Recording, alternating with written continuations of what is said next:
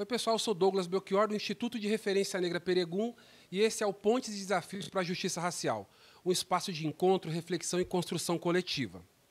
Aqui a gente se reúne para debater os grandes temas do nosso tempo: tecnologia, meio ambiente, economia, política, sempre a partir do olhar do povo preto, periférico, indígena e quilombola. Porque justiça racial não se faz só com leis ou discursos, se faz com organização, consciência e luta.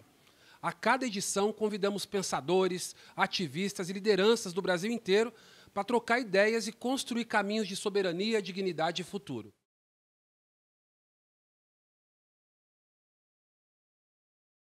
Quero agradecer imensamente por vocês estarem aqui hoje. Está todo mundo aqui e eu vou apresentar melhor essas figuras pesadíssimas que estão aqui com a gente hoje.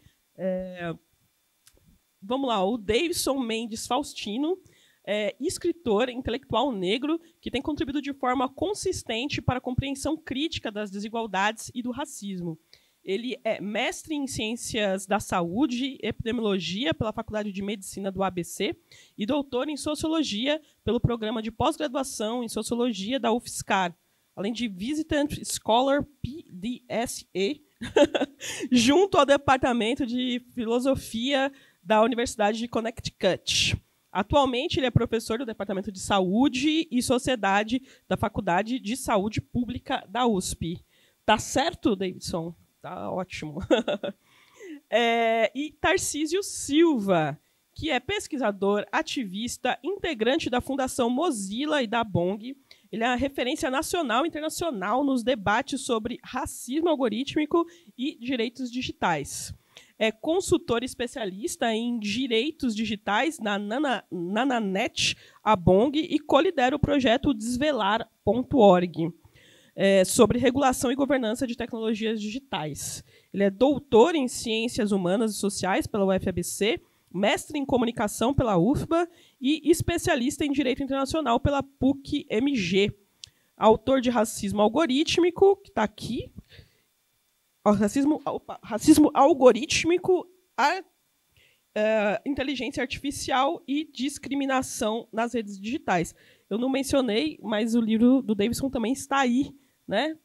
Importante também. Tá certo? Certinho? Bom, e eu sou a Gisele Brito, né? Eu sou mestra e doutoranda em Planejamento Urbano, coordeno a área de Clima e Cidades do Instituto de Referência Negra Peregum. E peço aí uma salva de palmas aí para os nossos convidados para começar.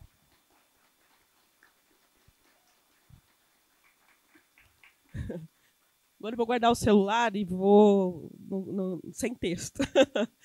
E eu trabalho lá em Peregum, nessa área de Clima e Cidades, que eu acho que tem tudo a ver com isso aqui, né? Sobre o que nós vamos falar, também sobre clima, né? Mas eu acho que me chamaram para isso aqui porque eu sou conhecida como uma chata dos dados. E eu estou muito feliz de estar aqui, então, conversando com vocês, porque acho que vai deixar de parecer só uma picuinha minha e a gente vai colocar isso numa escala global, né, de um conflito, de um debate global, de uma transformação na economia, e num debate muito importante e atual, né, sobre legislação no Brasil, né, sobre regulamentação no Brasil e sempre sobre racismo e capitalismo, ainda que isso às vezes não pareça evidente. Então, eu vou começar contando que eu moro em São Paulo, num prédio, num bairro assim, de classe média assim, de São Paulo, e resolveram mudar o sistema para entrar no meu prédio, que antes tinha lá um negocinho que você encostava, e um dia colocaram uma câmera lá. Eu não estava sabendo, não tinha participado da reunião de condomínio que foi decidido. E começou uma movimentação lá no meu prédio para fazer esse reconhecimento facial. E eu falei, bom, estou sabendo de nada, não vou fazer nada, porque eu já sou conhecida no Google Reclamações por ficar brava por ter que dar meu CPF no bar. Não sei se isso está acontecendo em todos os lugares do Brasil, mas é comum agora em São Paulo para você ir a um bar, você ter que fazer uma ficha com seu CPF. E eu tenho uma reclamação no Google muito bem avaliada dessa reclamação que eu fiz de um bar lá em São Paulo. Já briguei muito na fila de loja, já fiquei até o shopping fechar para vir um gerente deixar eu fazer minha compra sem dar meu CPF. E nessa ocasião eu comecei a questionar o prédio de quem que estava com os meus dados. Eu falei, olha, eu sei, eu não vou questionar a decisão do condomínio, mas eu sei que eu tenho direito a saber quem está com os meus dados, para onde esses dados vão. E o prédio, a administradora do prédio disse que não tinha nada disso, que tinha sido decidido.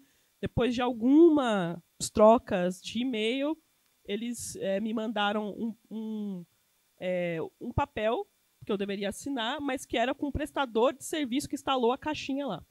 Aí eu disse, não, eu quero saber quem está cuidando dos meus dados. Ele falou, não, a gente não tem nenhum contrato. Enfim, eu um dia fiquei sequestrada dentro do meu próprio prédio, porque desinstalaram o mecanismo e depois fizeram uma reunião de condomínio para me constranger. E nessa ocasião, eu conversei com as pessoas e as pessoas diziam, mas eu já dei meus dados no trabalho, o subsíndico foi super agressivo, né? Beirou ali, ficou mastigando ali um adjetivo racista, mas dizendo que era uma besteira, uma frescura. E eu, enfim, resisti. Hoje eu sou a única moradora do prédio que não fez esse cadastramento e continua entrando com o sistema antigo. Então, quando eu conversei com as pessoas, no geral, elas pareciam uma luta boba, assim, uma coisa infantil, assim, da minha parte, já que eu tenho redes sociais, já que eu tenho celular. As pessoas diziam isso para mim, mas você não tem celular?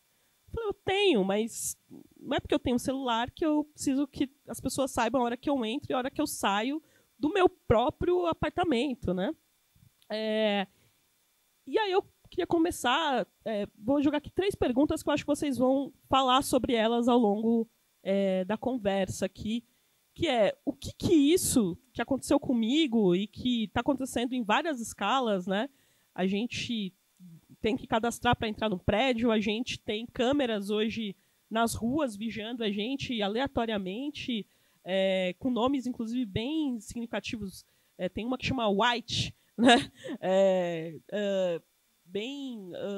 E o que isso tem a ver com essa etapa do capitalismo? O que isso tem a ver com o racismo e com o aprofundamento, com a renovação do debate racial?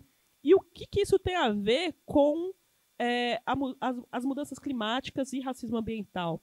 Porque, para a maioria das pessoas, esse caminho, né, que não tem chaminé saindo fumaça preta, parece uma modernização boa, né? Parece que a economia está indo para algum lugar que é mais limpo, que é menos impactante. Então, acho que essas são as 3 perguntas para a gente orientar aqui, para vocês ficarem à vontade e mostrarem aí o que vocês têm acumulado. Para começar, eu pensei em falar em 3 pontos, né, em torno dessa discussão que a gente vem fazendo.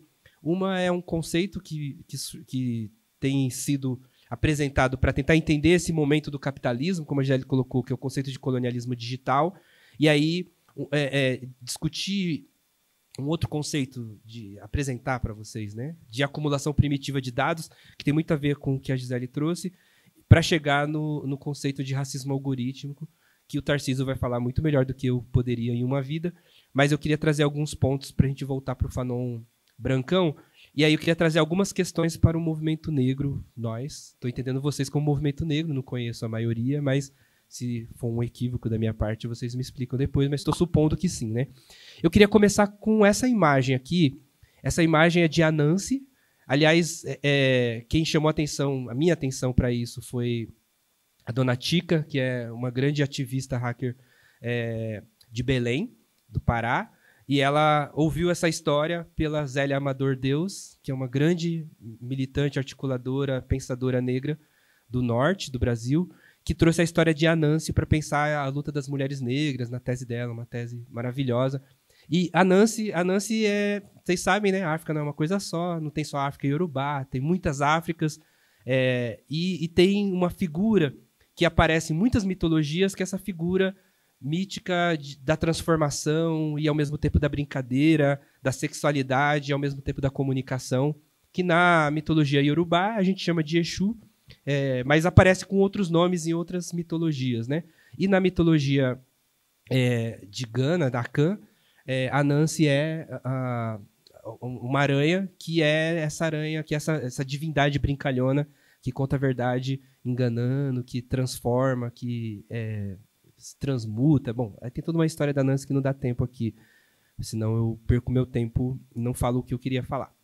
Mas a Anansi conta a história que a Anansi era uma aranha que tinha muita curiosidade sobre o mundo, só que as histórias estavam espalhadas, né, pelo mundo, só que há um momento que uma divindade concentra essas histórias, todas as histórias do mundo num único lugar e coloca numa cabaça e leva para o céu todas as histórias do mundo. E a Anansi fica incomodada porque, afinal de contas, o que seria dos povos sem as suas histórias, né? Então ela resolve, pega lá sua teia, sobe aos céus e troca uma ideia com essa divindade para, e aí, mano, tipo, libera o preso aí, vamos liberar essas histórias aí que elas são importantes, a humanidade não pode viver sem história.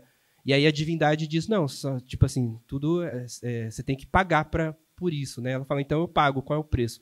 Aí a divindade dá 3 desafios para a Nancy, e a Nancy cumpre os 3 desafios. Eu vou pular a história, quem quiser depois pesquisa, que é bem interessante como que ela cumpre os desafios.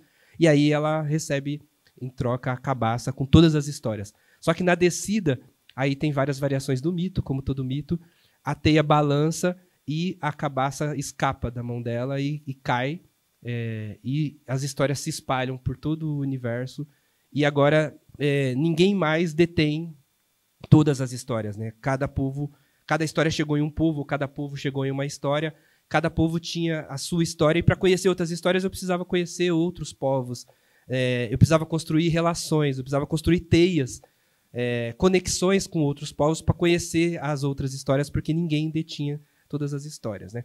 Então, essa foi a história que a Zélia trouxe, de Anansi, que a dona Tica trouxe para a gente pensar a tecnologia. Porque o que tem a ver com a gente? Se a gente pensar a história da internet, ela é muito parecida com essa história, inicialmente. A internet começa com um projeto militar dos Estados Unidos, em plena Guerra Fria, mas, logo em seguida, o que vai permitir a internet existir é a descentralização dessa tecnologia. É o fato de ter redes telefônicas espalhadas pelo país e um monte de gente desenvolvendo tecnologias, cada um no seu lugar, cada um no seu ponto, e trocando essas tecnologias em rede. Não é à toa que ela chama internet. Net do inglês, rede, né? Então, de certa forma, é muito interessante pensar nessa mitologia de Anansi, porque a internet, ainda que ela comece como um projeto militar, o que faz a internet chegar até nós, crescer, se desenvolver, é justamente o fato de que ela se espalha e ela cria a possibilidade de todo mundo construir e colaborar. No início, essa forma colaborativa era tão intensa que muitos teóricos achavam que a gente ia mudar o mundo pela internet. Achava que o mundo ia ser mais democrático, porque agora você não depende mais de um único centro de comunicação. Antes você tinha lá Rede Globo, SBT, sei lá, 5, 7 emissoras. Com a internet, todo mundo pode postar a sua história, e em rede eu posso conhecer a história dos outros, né? Então havia uma grande expectativa de que a internet fosse ajudar a democratizar a sociedade. E havia uma expectativa de que quanto mais a internet se espalhasse, mais democrática ela fosse, mais gente podia contribuir para construir uma internet que tivesse a cara das pessoas, as diversas caras. Essa foi a empolgação inicial da internet, dessas histórias que se espalharam como a teia de Anansi. O que vai acontecer algumas décadas depois? Essas histórias espalhadas pela teia continuam espalhadas e o que alimenta a internet é o fato de que todos nós produzimos coisas, postamos fotos, colocamos nossa história, nossa ideologia, nossa política na internet, mas o que aconteceu é que aquela divindade que centralizava as histórias, agora ela não centraliza a história. O que ela fez foi o contrário, foi privatizar a rede. Então agora todo mundo, as histórias continuam espalhadas, mas a rede passa a ser cada vez mais controlada por uma única entidade ou por poucas entidades. Se a gente pensar hoje, por exemplo, no Google, quando o Google surgiu, ele era uma entre várias empresas que eu podia buscar conteúdo. Hoje o Google virou a única empresa que a gente busca conteúdos. Então qualquer coisa, qualquer história que eu quiser conectar, eu preciso de uma grande corporação estadunidense que passa a controlar esse fluxo e por controlar, passa a ter poder de definir o que eu acesso primeiro, o que eu acesso depois. Então, pensar a internet e depois um conjunto de tecnologias digitais, como, por exemplo, a inteligência artificial, implica pensar logo de saída, primeiro, que é uma tecnologia humana, produzida por muita gente de forma colaborativa, mas depois num processo de privatização ou de monopolização desses conhecimentos, de forma que a gente passa a ser controlado por quem controla a rede, né? Então, não só o Google, né, mas as redes sociais, haviam várias redes sociais. Cada vez mais a gente depende de algumas plataformas, TikTok, Facebook, Instagram, e elas passam a controlar o fluxo de informação e ao controlar o fluxo, elas passam também a ter influência sobre a sociedade. Então, desse lugar, eu queria pensar com vocês alguns desafios para a luta antirracista, né? O primeiro, nesse contexto de uma internet que só existe porque as histórias estão espalhadas, ela só funciona porque todo mundo alimenta, ao mesmo tempo, esse conjunto de saberes que são coletivos passam a ser privatizados e monopolizados por grandes corporações, a maioria delas nos Estados Unidos. Foi pensando nisso que um sociólogo sul-africano chamado Michael Kwet, ele vai propor esse conceito de colonialismo digital. Como a Gisele colocou, quando ele observa um mapa das fibras óticas no mundo, ele percebe que é o mesmo mapa dos antigos telégrafos do século XIX, e o telégrafo ele foi fundamental para um período que o Lenin chamava de imperialismo, mas é justamente o período em que a África é partilhada com uma régua em Berlim para ser distribuída entre as potências europeias, né? O que o Michael Kwet vai dizer é que o mesmo colonialismo que existia no século XIX e que tinha uma base técnica de organização, que era um sistema de comunicação mais avançado da época, que era o telégrafo, agora esse colonialismo ele se repete num novo contexto, que ele chama de colonialismo digital, onde agora o mundo passa a ser distribuído, partilhado e ao mesmo tempo conectado por cabos de fibra ótica, mas controlados por poucas empresas, por grandes monopólios. Essa combinação de partilha do mundo por poucos monopólios é o que ele chama de colonialismo digital. Mas o colonialismo digital tem várias características, né? Uma delas é a concentração de poder. Você tem muito, hoje, cada vez mais, o setor financeiro, o setor educacional, o setor de saúde, o setor das comunicações, o setor jurídico, tudo que a gente pensa passa por tecnologias digitais e cada vez mais inteligência artificial, e essas tecnologias são concentradas por poucas empresas. Das 10 maiores empresas de tecnologia, por exemplo, de inteligência artificial do mundo, 7 são dos Estados Unidos e 3 são da China.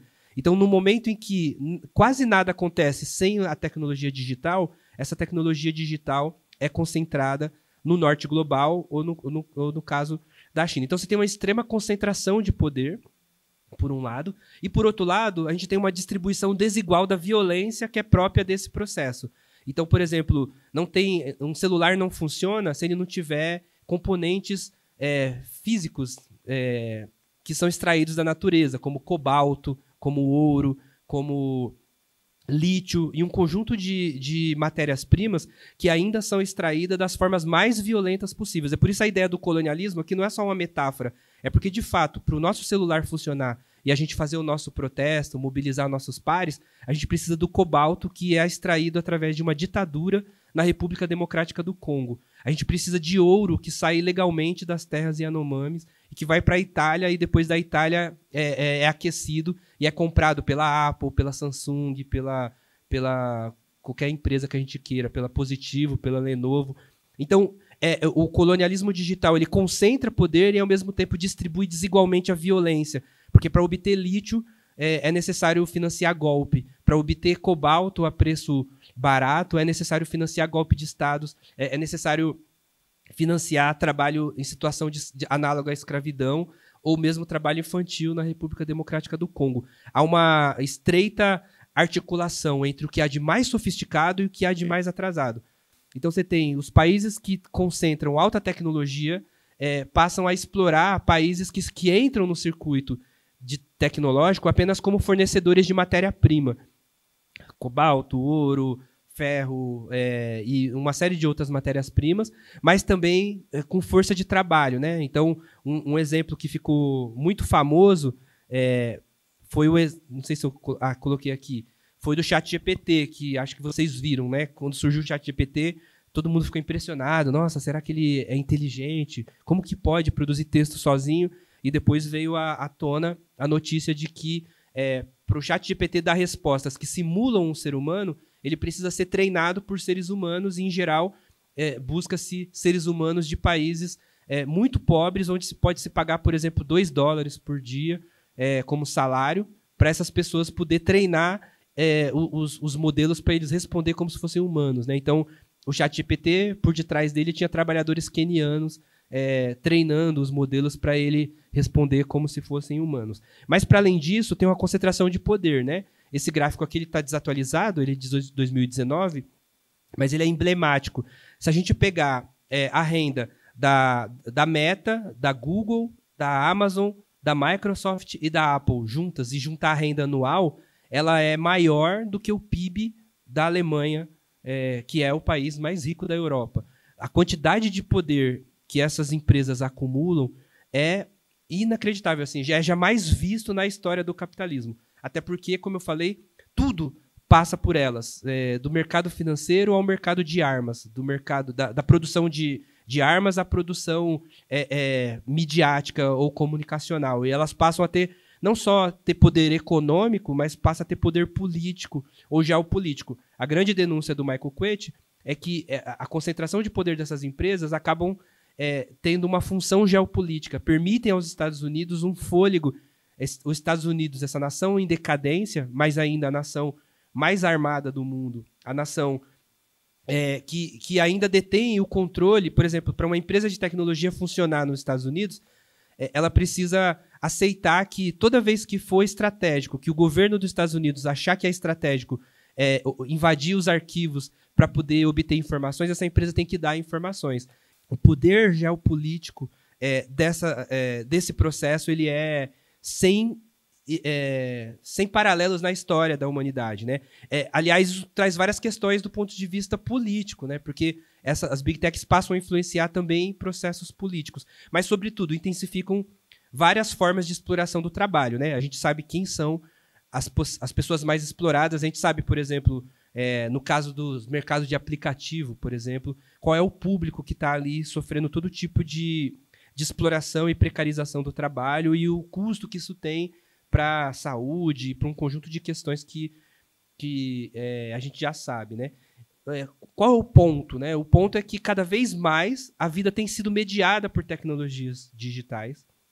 Tudo. Se eu vou pedir dinheiro num banco, não é mais o gerente que define, é um modelo de inteligência artificial. Se eu vou procurar alguém no Tinder, não vai aparecer todo mundo que está no Tinder, vai aparecer aquilo que o algoritmo decidiu. Se eu vou tentar ver um filme na Netflix, se eu vou ver um filme no Xvideo, é um algoritmo que decide. Cada vez mais a nossa escolha tem sido reduzida e transferida para processos automatizados que estão na mão de Big Techs, na maioria das vezes estadunidense, né? Então isso passa a ter impacto para a vida subjetiva, mas também passa a ter impacto para as formas de fazer política, sobretudo. Como eu falei, né, um dos elementos do colonialismo digital é a concentração de poder e, ao mesmo tempo, a distribuição desigual da violência, da miséria, que é parte desse processo, e, ao mesmo tempo, uma exploração do atraso tecnológico como forma de mercado. Mas, na exploração desse atraso, alguns países são reduzidos a meros, assim como no colonialismo histórico, a meros fornecedores de matéria-prima, né? Então, falei do lítio, falei do cobalto, do ouro, mas vai surgir nesse período uma nova matéria-prima que vai ser fundamental para essa nova economia capitalista, que são os dados. A Google percebeu que tudo que a gente fazia na internet deixava um rastro, isso a gente já sabe, né? A internet foi criada, a internet é a maior fofoqueira da história da humanidade, é a internet, porque ela foi criada para compartilhar informação, ela não foi criada para segredo. Se você quer guardar segredo, não é na internet. Porque é muito fácil, é relativamente simples compartilhar coisas na internet. É óbvio que tem tecnologias, criptografias e... Bom, o que a Google percebeu? Que tudo que a gente faz na internet deixa um rastro.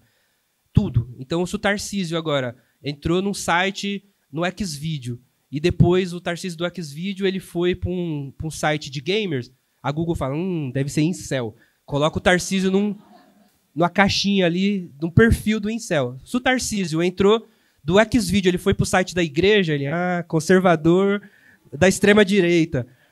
Esse é um... Como é que é o nome? Um patriota de família, né? Um cidadão de bem.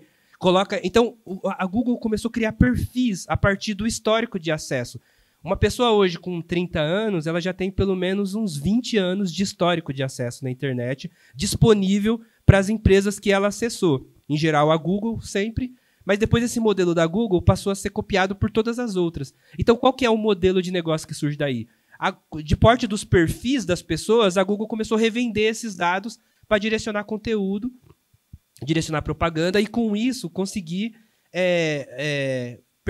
persuadir a pessoa, influenciar no comportamento da pessoa.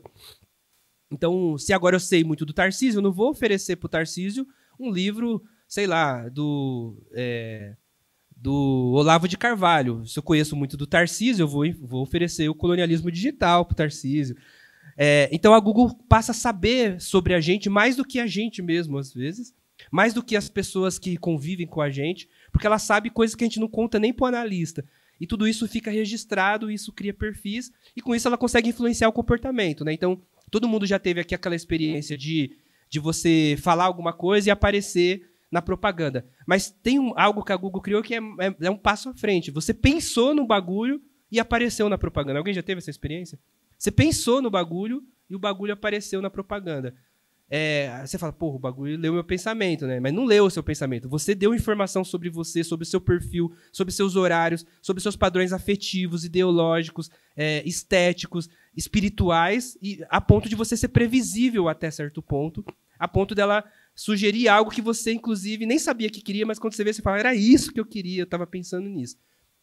Isso permitiu escoar mercadoria, influenciar o comportamento de consumo. Qual foi o próximo passo disso? E quem vai dar esse passo? Um programador, dono de uma empresa que trabalhava para o Facebook, na época, que, por acaso, também é um grande líder da direita, da nova direita estadunidense, chamado Steve Bannon, que decidiu, falou, se dá para influenciar comportamento de consumo, por que não influenciar comportamento político?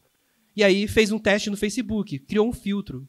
Qualquer filtro, pode ser filtro para você se ver mais velho, filtro para você se ver de outro gênero, filtro político, pró-Palestina, filtro de qualquer coisa. Oferece um filtro, todo mundo vai querer colocar o filtro, aqueles filtros bonitinhos, e no filtro tem lá, você aceita que eu acesse todos os seus dados, e tem lá naquelas letrinhas pequenas, fonte 0,3 negativo, né, o tamanho da fonte, 500 páginas ali do termo de consentimento, você consente, e aí com aqueles dados eles passaram a experimentar essa predição de comportamento, não para a prática de consumo, mas na campanha eleitoral. E aí um dos exemplos é a campanha do Trump, mas eles também fizeram isso na Ucrânia, fizeram isso na Hungria, fizeram isso na Índia, fizeram isso... tem suspeita de que talvez testaram isso já no golpe, quando o Evo Morales cai lá na Bolívia, e vem experimentando isso, Nepal. E, bom, aí os exemplos são o Brexit. Talvez o melhor exemplo, obrigado, é do Brexit, né? Então, o que eu quero dizer aqui? É que os dados... como é possível influenciar o comportamento das pessoas? Eu preciso de dados sobre elas. Então, o dado passa a ser um ativo econômico caríssimo no mercado e vendável. A primeira pessoa que foi processada na Lei Geral de Proteção de Dados foi o dono de uma empresa que capturava dados das pessoas para revender esses dados na campanha eleitoral. Eu preciso de dados. Se eu preciso de dados, então agora a pergunta arquitetônica para quem desenha as redes sociais, as plataformas, não é mais o que eu faço com os dados, é como que eu consigo capturar dados, porque quanto mais dados eu tenho das pessoas, pelo menos essa é a crença, mais eu consigo influenciar o comportamento delas. Então tudo passa a ser alterado. Então o desenho da Google passa a ser alterado, o desenho do Facebook, aí se cria a notificação, cria o scroll infinito, né, a barra de rolagem, começa a se alterar a cor, a posição dos botões, para a gente ficar cada vez mais tempo nas redes, porque quanto mais tempo nas redes, mais dados é possível extrair da gente. Então, para a gente que trabalha com isso, a acusação, a denúncia que o Felca faz não era novidade, né? Quando ele fala assim, ó, o pedófilo ele treina o Facebook para poder trazer sua pedofilia. Ele vai clicando em crianças dançando, o algoritmo entende que é esse conteúdo que ele gosta. A gente faz isso, todo mundo faz isso com conteúdos políticos. Se eu posto só coisa da Palestina, se eu só vejo coisa da Palestina ou antirracista, ele começa a me dar só coisa antirracista. Então, porque ele percebe que isso me deixa mais tempo ali e ele captura mais dados, né? Então, porque o dado ele serve para influenciar comportamento e ele serve para treinar modelos de inteligência artificial. A gente só tem a inteligência artificial agora bombando, ela está sendo estudada desde a década de 60. Ela só chega onde chegou hoje porque a gente produziu uma quantidade absurda de dados que estão disponíveis na internet e que esses dados, tudo, né? O nosso comportamento, mas o que a gente publica, o que a gente posta, as nossas fotos, tudo isso passa a ser matéria-prima para treinar modelo de inteligência artificial. Então, não existe hoje tecnologia digital sem coleta de dados. O dado passa a ser um problema.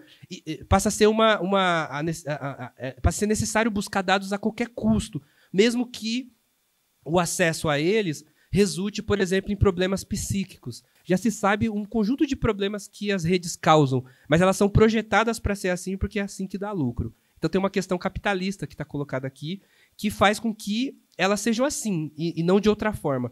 Mas, ao mesmo tempo, por isso que a gente chama esse fenômeno de acumulação primitiva de dados, porque tem a ver com Marx, quando ele vai falar do começo do capitalismo, ele fala da acumulação primitiva de capital. A expropriação de terra, a expropriação do saber coletivo, a expropriação dos meios de vida para converter em mercadoria é o que o Marx chama de acumulação primitiva. O que a gente está vendo agora são novas formas de expropriação. Então, o meu fiofó, que era só para eu mostrar para quem eu gosto, ele passa a ser uma mercadoria, que agora eu posto ali, ele vai render like, e para a rede ele é um conteúdo que deixa mais gente, se as pessoas se interessarem no meu fiofó, pode não ser o caso. Mas ele passa a ser um conteúdo que mobiliza pessoas. Então, o design, todo o convite é para que a gente poste coisas que atraiam pessoas. Num primeiro momento, não importa de quem é o fiofó, não importa qual é a ideia. Eu posso postar conteúdo nazista, posso postar conteúdo anarquista, conteúdo pedófilo, conteúdo espírita, conteúdo... Não importa. O que importa é mobilizar conteúdos que deixam as pessoas cada vez mais tempo ali acessando para poder extrair cada vez mais dados dela. De certa forma, todos nós passamos a ser agente das redes sociais, fazendo esse trabalho do capital, atraindo pessoas para ficar mais tempo ali, para acessar o nosso conteúdo crítico, político ou o nosso fiofó. Que o nosso fiofó também é político, né?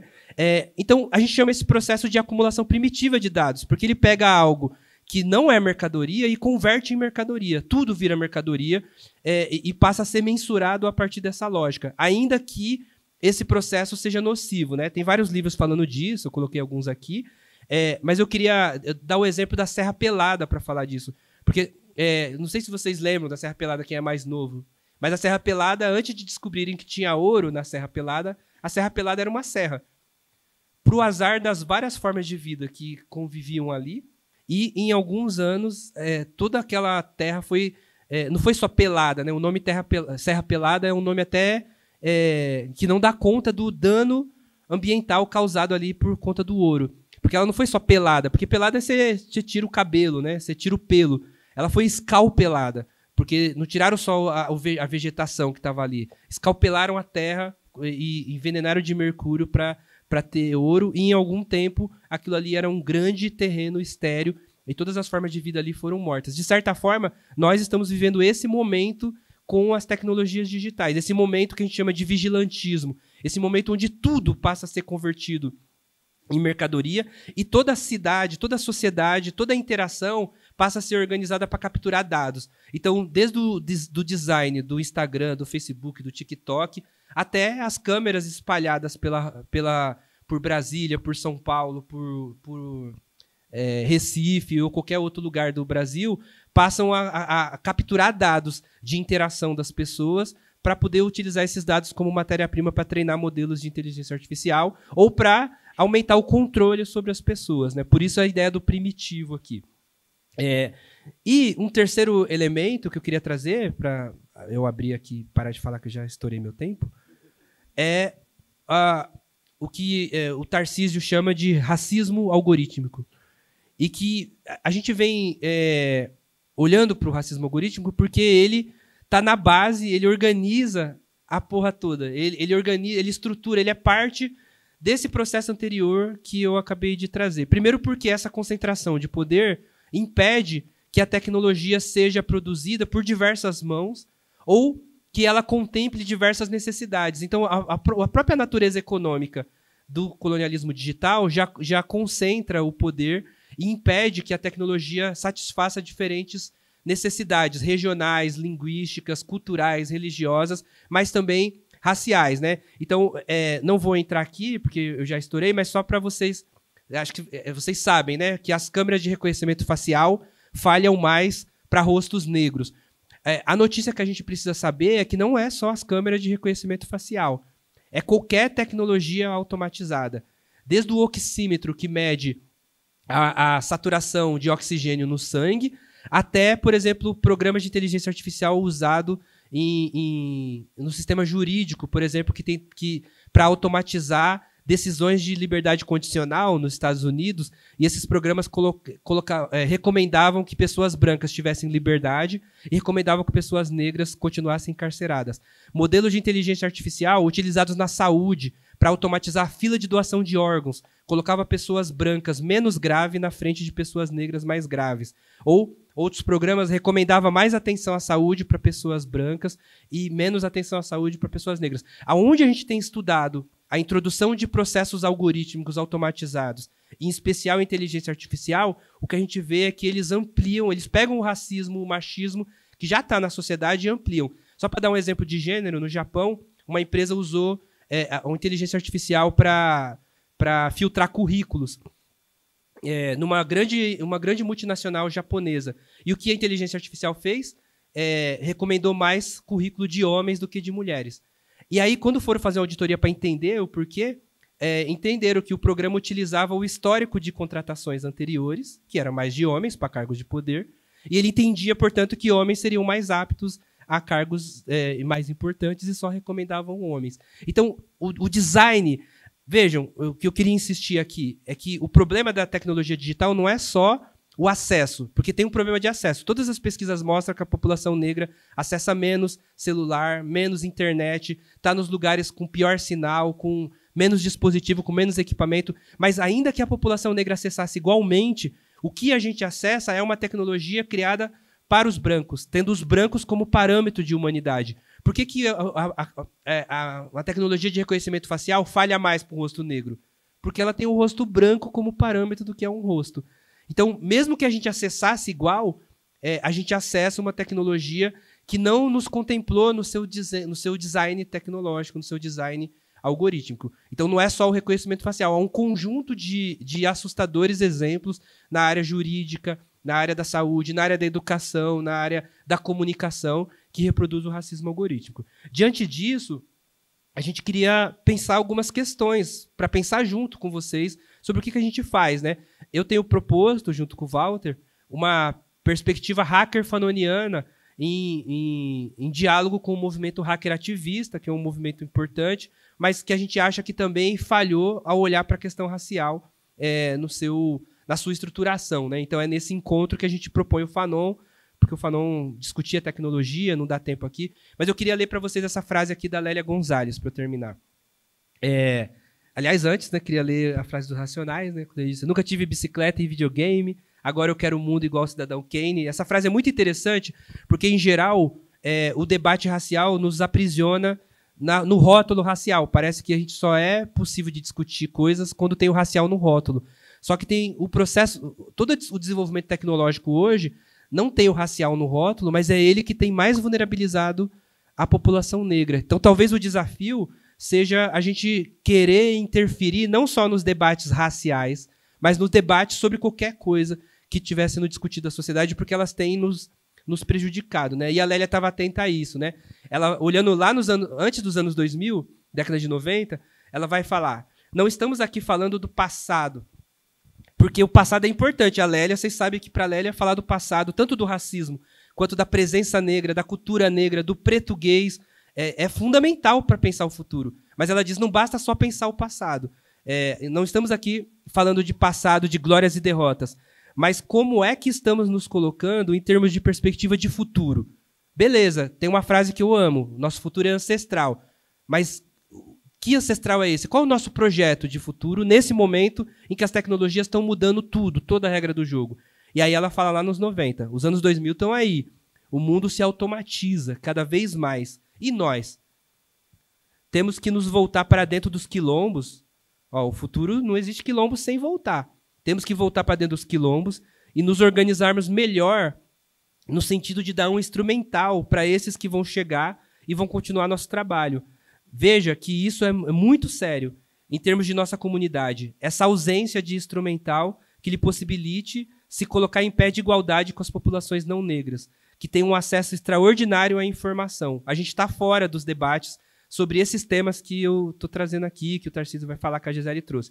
Você percebe isso nas pequenas coisas, como esses videogames da vida, que lá não estava acessível na década de 90 para a população negra, né? As nossas crianças nem sabem o que é isso. Hoje, todo mundo usa a inteligência artificial, mas a gente não sabe como funciona e não participa do debate sobre os rumos desse processo. É nesse sentido que a gente também queria propor uma agenda, né? Eu queria trazer aqui, coloquei uma foto, esse mano que está aqui atrás é o TC, que é lá da Casa de Cultura Tainã, que é um doido hacker ativista, um hacker preto, que distribui baobá, ele planta baobá, né? Ele está pensando no futuro. Um cara que planta baobá é que ele está pensando no futuro. Mas para ele o futuro passa por construir hoje novas relações com a tecnologia. Passa por construir, por a gente ter projetos que incluam a tecnologia na nossa luta, né? É isso que eles estão fazendo lá na Casa de Cultura Tainã. Eles tinham toda uma rede que circulava os quilombos, as comunidades indígenas, né? Então, a pergunta que eu queria fazer é se a tecnologia digital está alterando toda a sociedade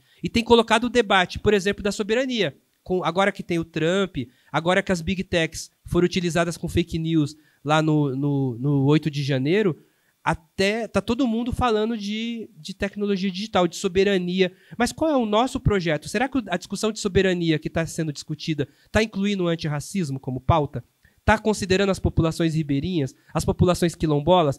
Tem projeto brasileiro de incentivo à implantação de data centers aqui no Brasil. Mas esses data centers vão secar a água de quem? Porque você precisa de milhões de litros de água, você precisa de muitos quilowatts de energia para fazer um data center funcionar. Quem será as populações mais prejudicadas? Será que as populações mais prejudicadas pelos data centers estão sendo chamadas para conversar sobre o Plano Nacional de Inteligência Artificial que está sendo discutido? Será que estão sendo chamadas para discutir esse nome, soberania, que de repente voltou para o centro? Que soberania é essa se ela não nos incluir no debate, né? E aí eu acho que tem alguns temas que são importantes a gente saber que tem e lutar para poder se inserir neles, né? Existe todo um movimento, e inclusive tem algumas pessoas aqui que são desse movimento, né? De regulação das plataformas e de regulação da inteligência artificial. A primeira pergunta que a gente tem que fazer é: quem são as pessoas negras que estão acompanhando esse processo? Qual é o lugar das lideranças negras, quilombolas, indígenas, ribeirinhas, no debate sobre regulação? Porque se o debate da regulação não contemplar a nossa necessidade, o risco é de ser um novo data center que vai secar os rios que alimentam a população indígena e quilombola, num projeto de desenvolvimento que é feito contra nós, em nosso nome.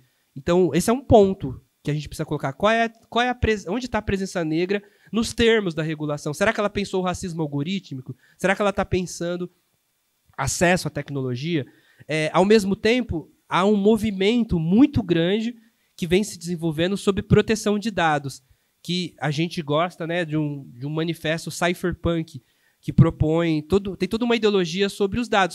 Por que o dado dos nudes que eu troquei são privados, mas eu tenho direito a esses dados.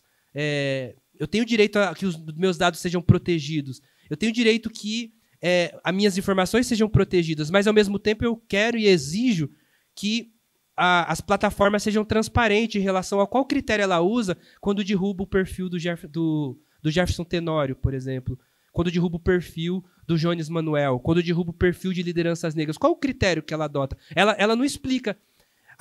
tudo que a gente faz, as Big Techs sabem. Se alguém traiu alguém aqui, a Big Tech sabe. Se alguém fez algo que se arrepende, a Big Tech sabe. Mas a gente não sabe, politicamente, quais são os critérios que ela usa. Então, há um movimento nesse sentido. É necessário que nós, população negra, movimento negro, sejamos parte desse debate, porque ele tem acontecido muitas vezes sem a gente. Ao mesmo tempo, é necessário construir um movimento de transformação digital que tenha a nossa cara, que se organize em português, ou que seja afropindorâmico, né? Que as tecnologias tenham as nossas necessidades incorporadas. Para isso, a gente precisa fazer parte desse debate. Então, eu peço desculpa por ter estourado muito o tempo, mas eu queria dizer que há muito tempo essa conversa precisava ser feita no sentido de a gente pensar o que a gente faz agora, juntos, porque tem gente aqui muito importante de vários movimentos. Como que a gente vai fazer para interferir nesse debate que já está interferindo nas nossas pautas, na nossa vida, nas nossas formas de fazer política, né? Quais são as nossas tarefas? Acho que esse é o debate que a gente pode fazer. É isso, paro por aqui.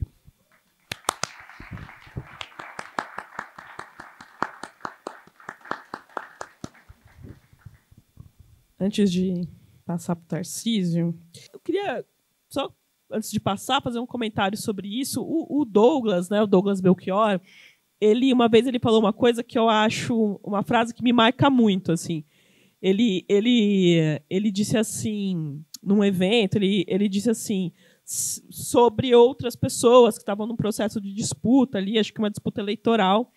E aí ele disse assim, se acabar a internet hoje, onde que a gente encontra essas pessoas, né? Porque a gente, né, quem estava ali, aquele grupo que estava ali, a gente sabia onde encontrar. Ia encontrar, sei lá, a gente pode encontrar aqui, né? Pode encontrar nas sedes, nos núcleos da Uniafro, espalhadas pelo Brasil, mas que tinha uma série de pessoas que emergiam como possíveis representantes naquele momento que, se acabasse a internet, você não saberia onde encontrar. E eu me lembro que até um pouco antes de 2013, né, eu me lembro de ter essa conversa, uma das primeiras vezes em que eu sentia assim, que a esfera pública era transferida, né, para as redes sociais. E eu ficava me perguntando, para mim era muito evidente que quem estava ali ocupando aquela esfera pública, né, que de certa forma ali estava sendo esvaziada das ruas, e que hoje a gente vê isso mais intensamente, certamente não era uma empregada doméstica que passava o dia com a mão ocupada fazendo outra coisa, um gari que estava... E acho que isso se agravou bastante, né? E em comunicação, eu estudei comunicação, o meio, a mensagem, parecia que essa fragmentação ia produzir uma distribuição, né? Mas, na verdade, eu acho que, e aí conectando com isso que você disse, acho que eu tenho estudado isso, e aí, para minha tese, eu estou pensando no sentido do antiquilombismo, né, na sociedade atual. Então, de certa forma, eu vejo que, e você falou muito do Xvideo e tal, eu sempre penso para mim, o meu Tinder me escutou, porque eu comecei a denunciar ele, eu ficava na rua e falava assim, cara, eu tenho certeza que ele está me oferecendo pessoas com tal, porque eu falava um nome, começava a aparecer todo mundo com aquele nome no negócio, eu percebia que ele me mandava para mim nomes que eram nomes sensíveis para mim. E como foi meio trágica a minha entrada nisso, eu prestava muita atenção. E agora eu acho que ele ouviu e ele parou de fazer. E eu sinto que isso tem a ver com um processo, também um exercício desses algoritmos de um anti-aquilombamento que eu tenho buscado e que ele, de alguma forma, compreende, meus algoritmos compreendem que não, é melhor não. Né? Enfim. Então, acho que eu queria passar para o... Só para completar, acho que isso tem a gente, para enfatizar, né, que marcar bem forte, que eu acho que o que você está trazendo é que o capitalismo, essa é a etapa do capitalismo, em que os dados é a matéria-prima, talvez uma das matérias-primas, a matéria-prima mais importante, junto ali dos minérios que viabilizam isso. Esses minérios são extraídos numa lógica que reproduz as lógicas globais de racismo ambiental, que escolhe países que foram vítimas da escravidão, foram vítimas da colonização, para extrair isso, né, de maneira e que concentra a riqueza lá.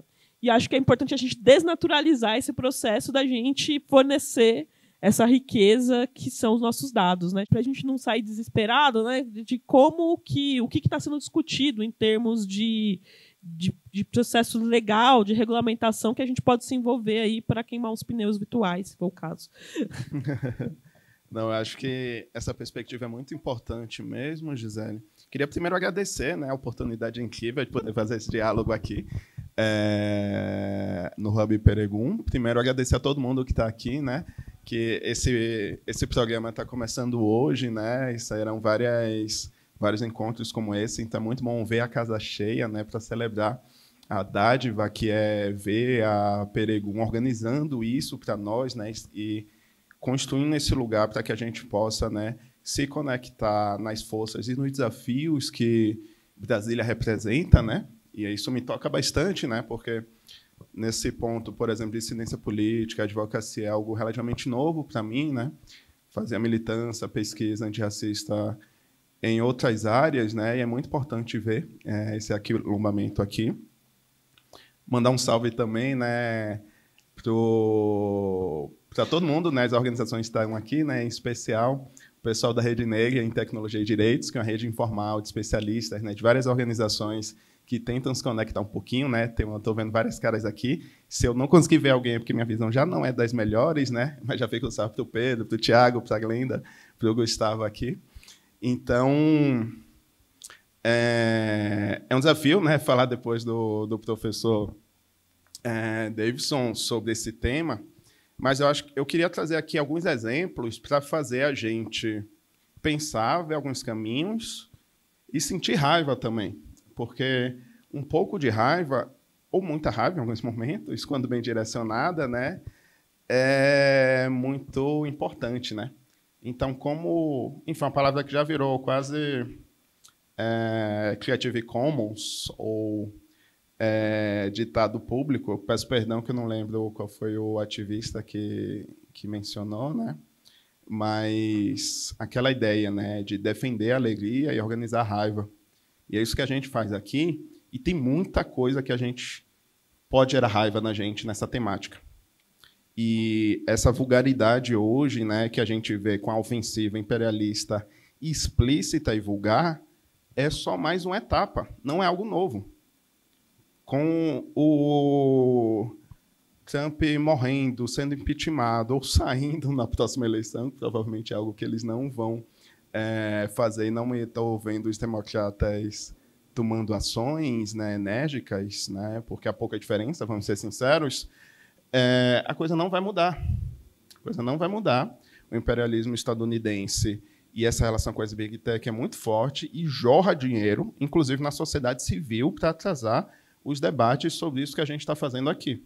Então, a gente precisa tomar ações enérgicas e discutir, né, esses conceitos, esses fatos, esses dados e até esses termos, né, que, em alguns momentos, podem ser operacionalizados no que a gente constrói em termos de reações. E é que eu estou incumbido, né, de fazer um debate sobre racismo algorítmico, que é esse termo que eu tive a oportunidade, infelizmente, né, de popularizar um pouco, porque o ideal seria que a gente não visse tantos casos e tanta vulgaridade, né, que pode ser encaixada nesse termo de racismo algorítmico, né, tanto diz respeito a direitos fundamentais, tanto de respeito à humanidade das pessoas, mas, infelizmente, os casos existem aos borbotões. Mas o que é racismo algorítmico, né, que está relacionado à questão de algoritmos e inteligência artificial? O professor Davidson já fez uma definição, né, sobre o que é inteligência artificial, não vou ser redundante, mas eu queria trazer aqui um aspecto importante, já relacionado ao ponto de consensos, influência política ou influência tecnocientífica, né, sobre os consensos que a gente pode lutar por, que são as definições que regem políticas públicas. A OCDE, né, que é a Organização de Desenvolvimento Econômico, né, que nasceu na Europa, e hoje é basicamente o interesse da Europa, Estados Unidos e Japão, né, e alguns satélites ali, né, importantes para esse centro do poder, influencia a própria noção técnica, né, do que são novas tecnologias, do que é desejável para o futuro, do que é desejável para o desenvolvimento econômico. Então, eu queria trazer aqui também essa definição da OCDE sobre o que é inteligência artificial. Porque a própria definição é objeto de disputas. Por exemplo, nessa primeira frase aí que eu tenho no slide, é a definição atual, né, que seria um sistema de IA, um sistema de inteligência artificial, é um sistema baseado em máquinas que pode, para um determinado conjunto de objetivos definidos por humanos, fazer previsões, recomendações ou decisões que influenciam ambientes reais ou virtuais. Ou seja, sistemas, né, baseados em máquinas, que a partir de dados, e objetivos definidos por humanos. Eu negritei aí em azul, porque essa partezinha não estava na primeira definição da OCDE. Isso foi uma disputa de pesquisadores, da sociedade civil, em vários espaços do mundo, para relembrar, olha, se a gente vai dar uma definição de IA, a gente não pode esquecer que são objetivos definidos por humanos. Quando o Davidson menciona, né, como os sistemas algorítmicos de recomendação de conteúdo, como o do YouTube, por exemplo, promovem o extremismo por um X ou Y motivo, são objetivos definidos por humanos. Não importa até que ponto os desenvolvedores do YouTube, os engenheiros do YouTube definiram, olha, a gente vai modificar essas categorias, essa aproximação dos vetores de dados para aumentar a transfobia. Não importa isso, mas isso é possível que aconteça, a gente não tem dados sobre isso. O que importa, no final das contas, é a relação entre impactos e quem está ganhando. O YouTube gera visualizações, gera receita, às expensas de grupos minorizados que sofrem o impacto, sofrem os danos, sofrem as violências. Crianças, vítimas de pedófilos, pessoas trans, grupos racializados. Então, isso é muito importante de discutir, porque quando a gente pensa em inteligência artificial, a gente pensa que é algo muito complexo, que fazer auditoria algorítmica é algo da computação. Não é. Isso é uma disputa política muito importante. A gente está falando de sistemas de IA que envolvem objetivos e que são implementados, na maior parte dos casos, né, quando são de escala e de big tech, por grandes empresas que compram influenciadores, compram experts, compram legisladores, para fingir que a questão é uma questão de código. Não é. Se está dando um impacto e alguém está ganhando com isso, aí está o problema. Então, há muitas disputas, é muito importante a gente se apropriar e não ter dúvida em nenhum momento de que nós, enquanto cidadãos, enquanto seres humanos, podemos falar sobre a IA. Então, eu trago essa definição para relembrar disso.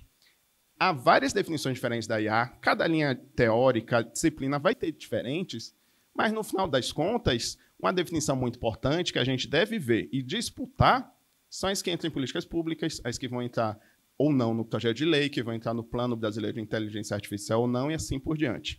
A segunda parte dessa definição da OCDE é que um sistema de IA faz isso usando insumos de máquina ou humanos para perceber ambientes reais ou virtuais, abstrair tais percepções em modelos por meio de análise automatizada e usar a inferência do modelo para formular opções de informação ou ação. E aqui tem a questão da agência. Às vezes, essas opções de informação-ação são construídas na ideia de escala de automatização, que o sistema está azeitado para aqueles objetivos e ele vai tomando as ações para otimizar um determinado tipo de métrica que não tem nada a ver com o seu bem-estar. Então, voltando ao exemplo de moderação de conteúdo, que é muito bom, né, porque a Alphabet e Google, o YouTube, né, é um dos piores grupos da contemporaneidade, é um ótimo exemplo, porque um sistema de recomendação de conteúdo faz tudo isso e toma as ações, que vai mostrar esse conteúdo para uma pessoa. Ao mesmo tempo, vai construir um perfil psicodemográfico e de consumo seu para oferecer a um anunciante, que, no caso do YouTube, por exemplo, possivelmente é o Brasil Paralelo, que é um dos principais financiadores do YouTube hoje, eu acho que é o maior anunciante, o que é simplesmente um absurdo se a gente pensar na esfera pública. Então, nesse sentido, essas disputas são muito importantes e a gente deve pensar e disputar politicamente quem fala sobre a IA, quais são os conceitos que entram e o que é desejável ou não. Inclusive, disputar a possibilidade de recusa. E, às vezes, essa possibilidade de avaliação, de crítica ou de recusa é rejeitada por alguns atores que vão dizer você está sendo contra a inovação, você está sendo ludista, que é um xingamento que cada vez eu gosto mais, porque os ludistas eram foda pra caralho, leiam a história dos ludistas. Mas, às vezes, a argumentação, a gente ainda está entendendo a IA, Vamos fazer um estudo sobre impactos com o dinheiro da Meta para descobrir o que é que a gente pode fazer. Oh, meu Deus! E essa é uma estratégia que é utilizada com universidades, grupos de pesquisa, sociedade civil, para empurrar o problema e desinformar. E aí eu acho que o conceito de epistemologia da ignorância, do Charles Mills e similares, né, de outras pessoas, e a Sueli Carneiro utiliza, né, inclusive influenciada pelo Charles Mills, né, na noção de epistemicídio, está envolvida nisso. E é nesse sentido, uma recomendação que eu trago para vocês e convido quem tiver interesse a acessar o site do nosso projeto desvelar.org, são os repositórios de danos de sistemas algorítmicos. São muitos danos, literalmente, registrados. E lembrando, né, um dano que chegou para ser registrado é porque passou de um determinado limiar e a pessoa teve a paciência e a força de registrar aquele dano. Então, por exemplo, no caso da Gisele, que foi desrespeitada, né, ali no espaço do condomínio dela, que identificou as diversas empresas, né, que não estavam respeitando até LGPD, que já é lei, né? É um exemplo que foi registrado. Mas quantos não são registrados? Quanto as pessoas deixam para lá, porque é só mais uma infração, só mais um problema na nossa vida, que já temos tantos, né? Então, no site desvelar.org, a gente tem um repositório de danos, mas eu gosto de enfatizar que há vários outros tipos de atores, pesquisadores, desenvolvedores, startupeiros e a própria OCDE que tem um repositório, né? Então, quando alguma empresa de Big Tech fala, olha, eu não sei o que está acontecendo, vamos entender, a gente é contra a regulação porque é algo muito novo, vamos debater, vamos discutir, venham fazer um fórum multissetorial comigo e com um lobista aqui, a estagiária do HelpGov da Meta, para a gente discutir como que a gente vai combater o racismo na Meta. A gente já passou disso há muitos anos, né? Talvez isso faria sentido em 2007. Então, a gente precisa rejeitar isso e temos evidências, e aqui tem 5 exemplos, né? Lá no site da desvelar.org, além do nosso mapeamento, a gente tem o link para os outros mapeamentos. E, em todas as categorias possíveis, a gente tem visto esses danos, porque, como o professor Davidson mostrou, é um tipo de colonialismo que tenta engolir e dominar, colonizar todos os aspectos da nossa vida. Os nossos afetos, os nossos tesões, as nossas sexualidades, os nossos carinhos, o nosso pulso, literalmente tudo. Então, nesse sentido, infelizmente, é possível ver esses danos em várias categorias. E aí eu não vou detalhar tanto essas categorias, né? Nem a própria definição de racismo algorítmico, né? Que acho que está bem clara, né? Que não é questão de que a tecnologia é racista, mas a algoritmização do racismo. Esse é um fenômeno que, há mais de 20 anos, né, ativistas, sobretudo ativistas negras, vinculadas, né, ao feminismo negro, denunciam, inclusive com outros termos, mas desde 2016, esse termo racismo algorítmico começou a crescer dessa forma, né, racismo algorítmico por si só, dessa lógica, né, que não é a questão de uma tecnologia específica, mas é a algoritmização do racismo. Então, quando a gente pensa um iFood que está explorando e erodindo as relações de trabalho, aqui a gente está falando de algoritmização de relações sociais e econômicas que colocam grupos já vulnerabilizados em uma maior vulnerabilidade, erode conceitos de... e até a valorização da relação trabalhista, até a valorização da cadeira de trabalho, né? E está envolvido nisso. E há também casos pontuais dentro desse ecossistema, como, por exemplo, os aplicativos da própria iFood são construídos de uma forma cagada, que vão prejudicar, sobretudo, pessoas negras, como a gente tem casos já na jurisprudência. Inclusive, aqui em Brasília, tem um caso muito interessante, recente, sobre isso. E aí, uma grande mudança na última década foi que essa ideia de aprendizado de máquina, aprendizado profundo, deep learning, ganhou espaço e vazão porque tem muitos dados e tem muito roubo. Então, nesse sentido, a gente tem várias características, né, do racismo algorítmico que eu queria destacar algumas que são muito importantes, né? Sobretudo nesse espaço aqui, como, por exemplo, a ideia de disparidades interseccionais, né, vinculando com a ideia de interseccionalidade.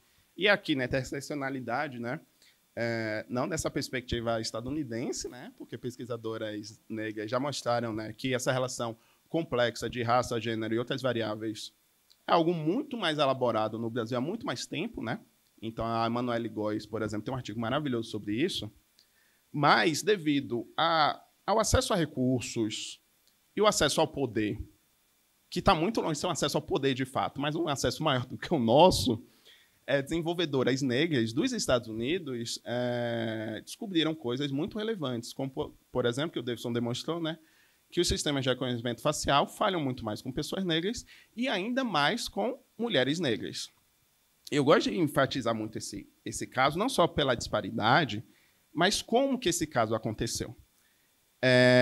Talvez alguns conheçam, porque esse caso tem um TED famoso, um vídeo famoso, tem aquele documentário na Netflix chamado...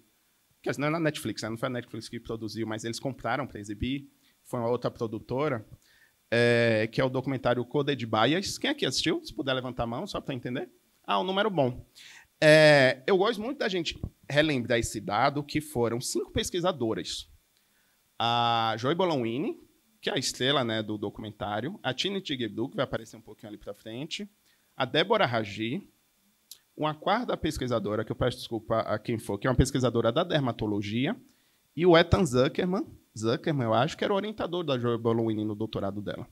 Ou seja, 5 pesquisadoras, sendo um orientador, uma de dermatologia, que deu uma consultoria, talvez, ou seja, no final das contas, 3 mulheres negras, que, apesar de muito talentosas, eram apenas 3 mulheres negras, que descobriram que o sistema da Face++, que é uma startup gigantesca da China, da IBM, que é essa IBM, né, que está enfiada na USP, mandando e remandando na USP, a Microsoft, erravam muito mais desse modo. 3 mulheres negras fizeram análise de uma tecnologia que já estava no ar, impactando milhões de produtos que empresas que hoje são trilionárias não fizeram. Isso não é acidental. Isso não é por acaso. E a gente precisa se escandalizar com isso.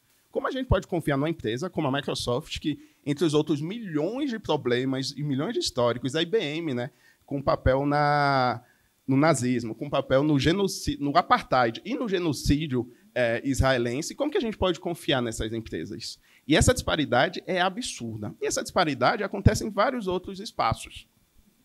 Aqui é um dado muito relevante, né, que, pelo menos, várias pesquisas estão demonstrando que, globalmente, mulheres não estão caindo nesse caô da inteligência artificial ser necessária para tudo. O nível de confiança das mulheres, de modo geral, é muito menor do que dos homens, em várias categorias, sobretudo nas pessoas com alguma expertise nessa área. Isso significa muito quando a gente pensa em violências sexuais, deepfake, etc. Mas há disparidades também desse tipo. Essa turma aí é a turma de experts que elaborou o PL 2338 entre 2022 e 2023, a partir de uma seleção, né, de alguns tomadores de decisão e do Rodrigo Pacheco. São 18 experts, 17 são do direito e outro é um cara de ciência da informação ligado à Polícia Federal. Eu queria perguntar se vocês estão vendo falta de algo aí, ou de algum tipo de pessoa, sabe? E aí eu queria enfatizar o quão escandaloso o quanto a gente deveria se escandalizar que 18 experts, ou supostos experts, né, porque nem todos tinham um nível relevante de expertise, em inteligência artificial e direito, acharam isso normal em 2023, não se escandalizaram, né? Houve audiências públicas que tiveram que mostrar o básico, né? Porque no Brasil, a Convenção Interamericana, né, contra Racismo já tem aí 3 anos, né, de estabelecida como emenda constitucional e envolve a inclusão de alguns conceitos como discriminação indireta, que para esse campo é muito importante, né? Como que discriminação indireta entrou nesse primeiro projeto de lei? Uma mulher negra, a Lívia Santana de Vaz, e o grupo Juristas Negras mandou uma contribuição escrita, porque ela não foi convidada para a audiência pública. E não estava nessa comissão, e deveria estar, assim como vários outros juristas negras e negros, né? Então, aqui também é um exemplo de racismo algorítmico. Esse grupo aí, essa foto, é a foto que vai para a história do racismo algorítmico. É importante a gente posicionar isso desse modo. E, mesmo os avanços, né, que alguns ativistas e experts sobre inteligência artificial tentaram imprimir a essa primeira versão do projeto de lei, foram erodidos ao longo do tempo, foram erodidos na comissão entre senadores, que foi capitaneada pelo Marcos Pontes, que foi um ministro bolsonarista da ciência. E agora está na Câmara dos Deputados, né? Hoje eu vi uma das últimas audiências públicas, com algumas questões também que eu vou mostrar um pouco para frente, né? E a tendência é que haja mais erosão. E uma erosão bastante vulgar. Uma representante de uma associação de seguradoras recomendou não precisa ter obrigação de relatórios de impacto e deveria tirar o termo discriminação indireta para não complicar muito. Um termo que o movimento negro, há décadas, disputou para entrar como uma emenda constitucional, como é regido pela Constituição, né, porque foi uma convenção que o Brasil foi signatário e passou por todos os ritos, né? Enfim, quem for de constitucional, o RI pode explicar melhor, mas, enfim, tem esse status. Mas o lobby não tem a vergonha de propor coisas literalmente anticonstitucionais. E quem está disputando e mostrando esse absurdo lá? Ninguém. Porque os relatores, a presidente da comissão, não convidaram quase ninguém da sociedade civil, e muito menos pessoas negras. Acho que teve 2 pessoas negras em todas as poucas audiências públicas que houve nessa rodada agora. E aí, sobre a questão da saúde, né, o Davidson mencionou esse caso, que eu queria trazer aqui sobre a importância dos relatórios de impacto algorítmico. Nessa perspectiva, né, legalista, ao menos, né, o mecanismo de relatório de impacto algorítmico é um mecanismo que tem sido disputado internacionalmente para que implementações consideradas de alto risco sejam obrigadas a fazer um relatório de impacto algorítmico aos direitos fundamentais, outros tipos de impactos. E aqui tem várias disputas, né? Quem trabalha com legislativo sabe, né, que o que é o relatório, o que é considerado impacto, o que é considerado impacto algorítmico, quem deve fazer, qual o nível de independência da organização que deve fazer e assim por diante.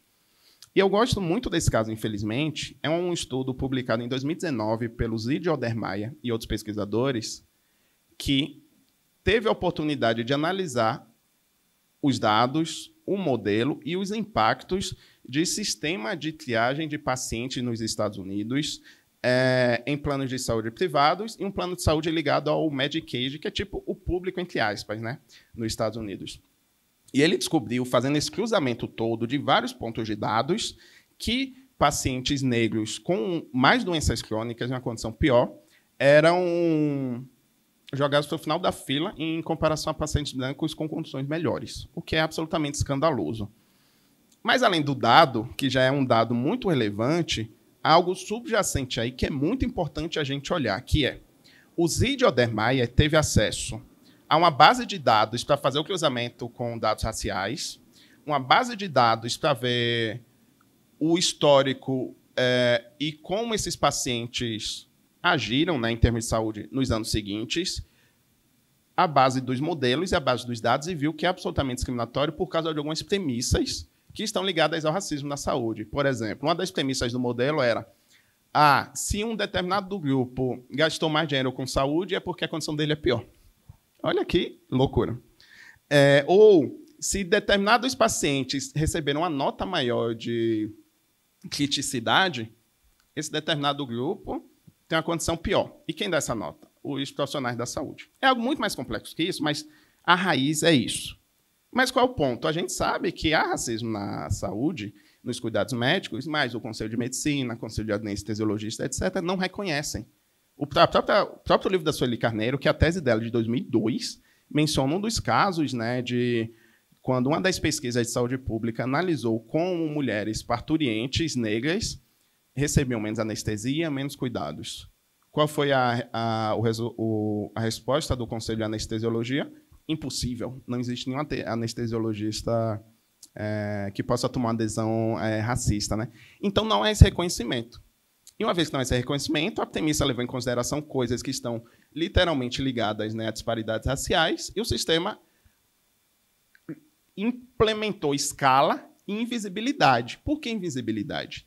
Esse é um caso muito raro de auditoria muito minuciosa e transparente, que esses pesquisadores tiveram acesso a todos esses dados.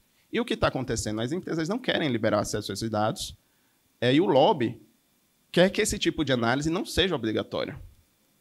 Seria o relatório de impacto. E não por acaso, quando o atual presidente da Câmara dos Deputados definiu quem seria a presidente da comissão que está avaliando o projeto de lei na Câmara dos Deputados, uma rede de hospitais privados aqui do Brasil teve uma coincidência de montar uma caravana para visitar o Vale do Silício, junto com essa deputada e outros deputados, e ver o Google, como o Google é maravilhoso, como o Vale do Silício é maravilhoso. E como que a gente sabe disso? Pode abrir, inclusive, o Instagram desses deputados, que pareceram influenciadores deslumbrados, né, com o Vale do Silício. Então, a gente tem um problemão nas mãos, né?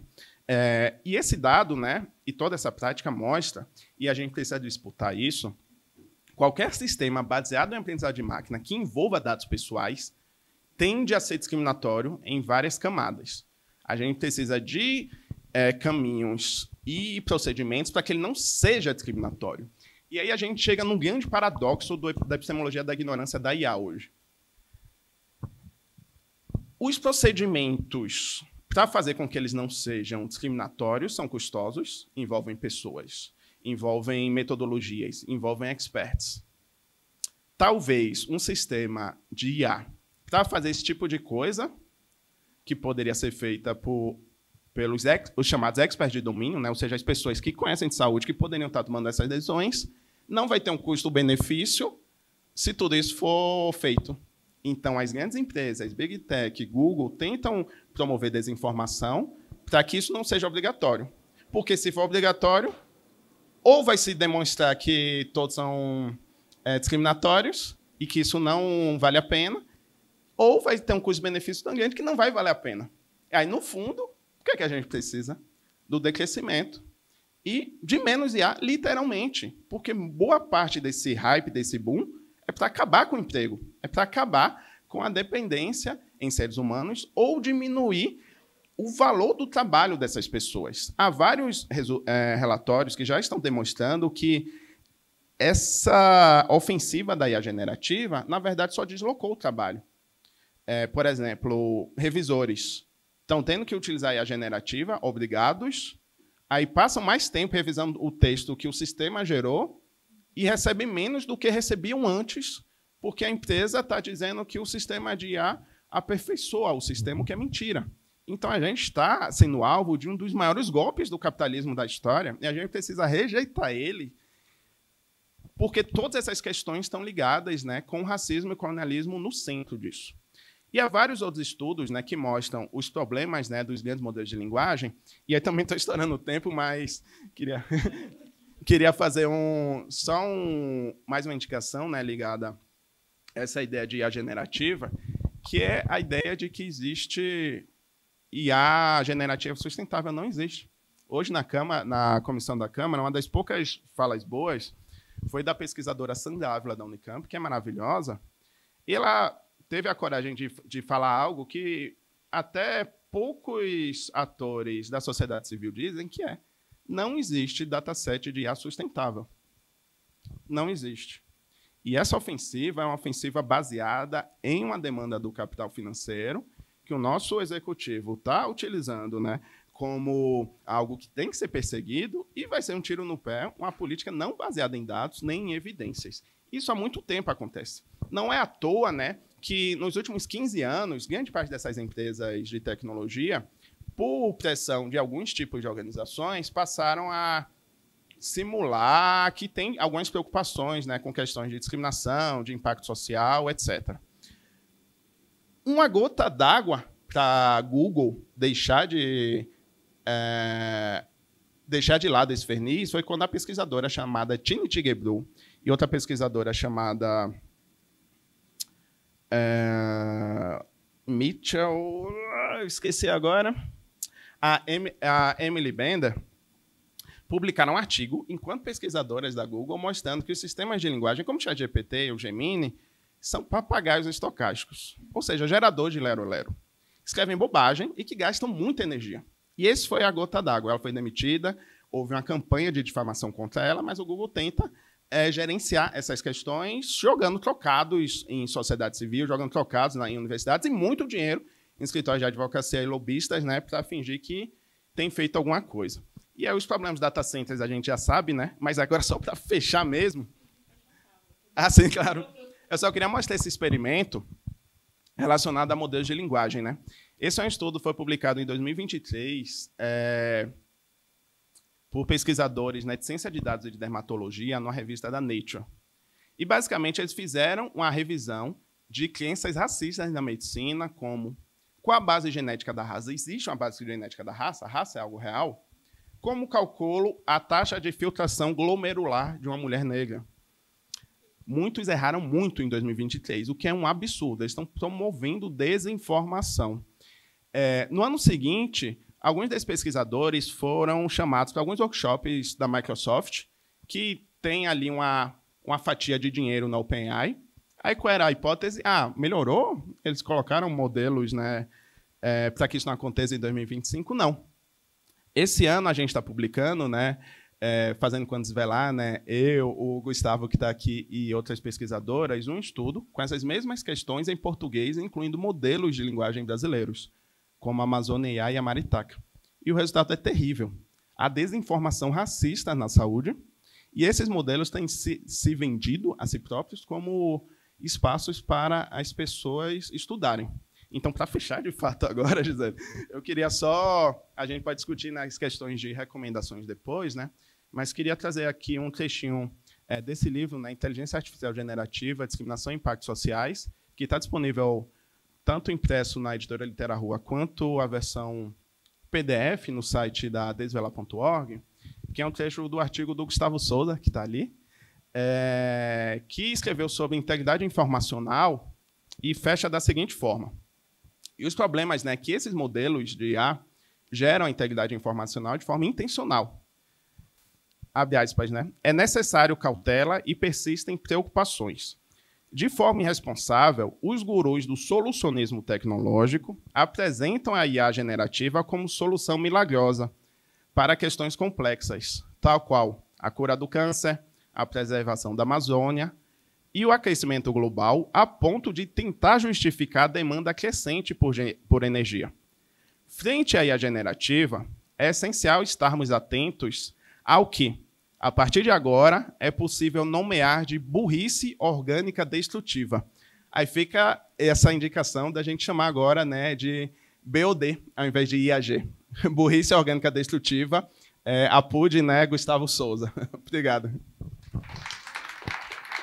Então, eu vou pedir 3 perguntas aqui. Ela que foi a primeira a levantar a mão. Como que a gente vai fazer? Alguém ajuda? Ela aqui, ó. Você fala seu nome. Depois lá. Uhum. Boa noite. Primeiro, parabenizá-los e parabenizar também. Foi incrível, foi muito rico, me senti muito contemplada por tudo. Eu tinha algumas perguntas, mas eu vou encurtar aqui por causa do tempo também. Mas eu já acompanho o Tarcísio, inclusive, fiquei muito animada quando eu vi que você ia estar aqui. Eu sou pesquisadora na área de trabalho escravo contemporâneo e também entregadores por aplicativo, né? Trabalhando nessa perspectiva da falsa abolição, como a Abdias já nos orientava. Enfim, tinha muitas coisas aqui que gostaria de comentar também, mas pensando tudo que os dois, inclusive, falaram, a gente está, quando a gente pensa, inclusive, em trabalho, nessas nova forma de trabalho, a gente sabe, e é sabido também, que quem é mais vulnerabilizado é a juventude negra. E eu compreendo também, a partir da própria Sueli Carneiro, Abdias Nascimento e Lélia Gonzalez, que, enfim, a escravidão contemporânea também, elas são as novas formas, né, de colonização e também da própria continuidade da escravidão, e também modos e dispositivos também de genocídio da própria população negra. E pensando que, enquanto movimento negro também, e aí eu, enfim, também fico muito na tentativa, talvez, até mesmo de enfrentar esses desafios que a gente tem, e a gente compreende também pelo algoritmo, é que a gente não é o dono também, e a gente não toma as redes sociais, infelizmente, né? Porque quando a gente fala de algoritmo e também está falando de, enfim, de internet, a gente está falando de riqueza, né? E é uma coisa que a população negra ainda não alcançou. E quando a gente pensa esse enfrentamento, eu queria também ouvir um pouco mais de vocês, especialistas. Como que o movimento negro ele pode trabalhar esse enfrentamento ao racismo, né, algoritmo, Pensando, enfim, como a gente não tem tanto dono da internet, como que a gente vai conseguir trabalhar isso? E a outra pauta também que eu gostaria de entender um pouco mais é a questão da regulamentação. Eu, enquanto pesquisadora, né, de entregadores, eu estou muito mais ligada nesse debate sobre a regulamentação e também compreensão da própria soberania nacional, né, que a gente tem enfrentado e também que atinge crucialmente a população negra quando se pensa nessa vulnerabilidade toda de um contexto internacional e afins. E aí você falou uma coisa muito importante, né? Porque quando a gente está falando sobre regulamentação, a gente não tem um perfil de pessoas negras que estão debatendo. Como que o movimento negro ele pode partir dessa discussão e se é, de fato, o que a gente precisa mesmo debater e abraçar essa pauta para a gente enfrentar esses desafios que, enfim, acumulam principalmente a população negra. Obrigada.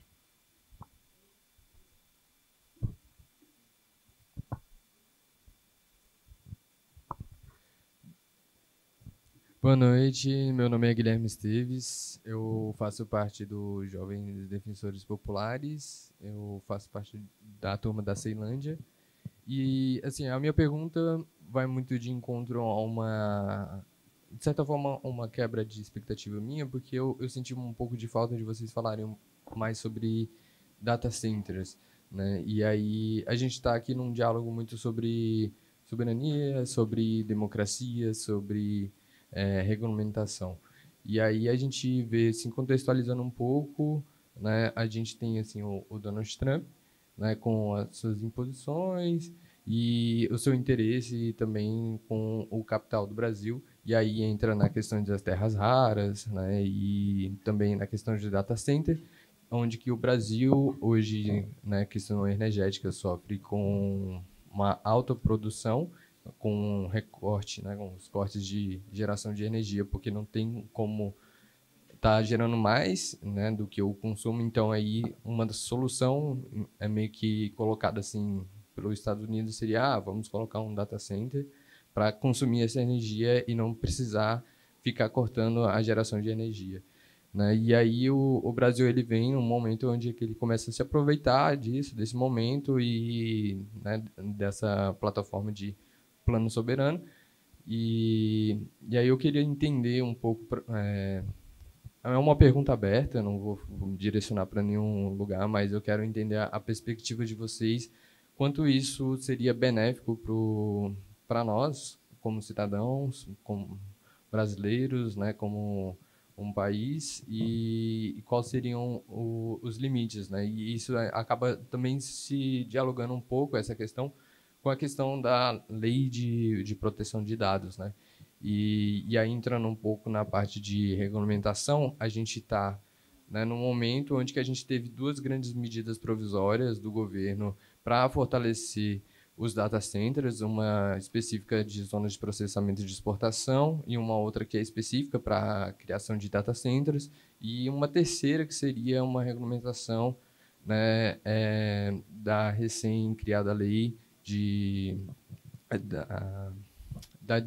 da LGPD. Ele mexe na LGPD e naquela lei lá do FELCA que foi aprovada. Então, eu queria ouvir um pouco sobre isso. Legal. E aí, lá atrás, ali, ó.